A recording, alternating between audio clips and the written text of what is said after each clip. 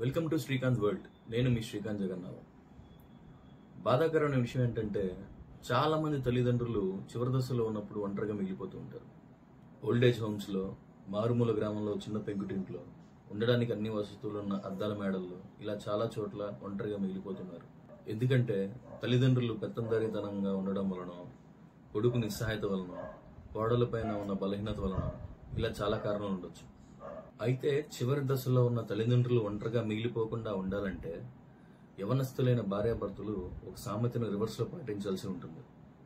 అదేంటంటే తాతల తరం తరతరాలు ఉంటుంది అన్న సామెత.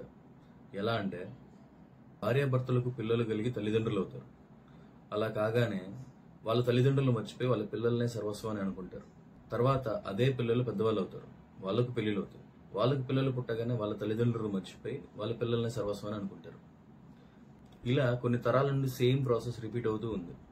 అలా కాకుండా తల్లిదండ్రులకు పిల్లలు పుట్టగానే వాళ్ళ పిల్లల్ని సర్వస్వం అని అనుకోకుండా వాళ్ళ తల్లిదండ్రులని సర్వస్వం అని అనుకుంటే వీళ్ళ పిల్లలు వీళ్ళని సర్వస్వం అని అనుకుంటారు. అలాగే మనం మన తల్లిదండ్రులను ప్రేమిస్తే మన పిల్లలు మనల్ని సర్వస్వం అనుకొని మనతో ప్రేమలో పడే అవకాశం ఉంటుంది.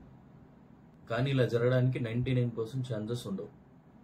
ఎందుకంటే ఎవరి ఇండివిజువాలిటీస్ కు తగ్గట్టు వాళ్ళకి బలమైన కారణాలు ఉంటాయి కాబట్టి. మిగిలిన 1% వాళ్ళ కోసం ఈ వీడియో. జై భీమ్, జై భారత్.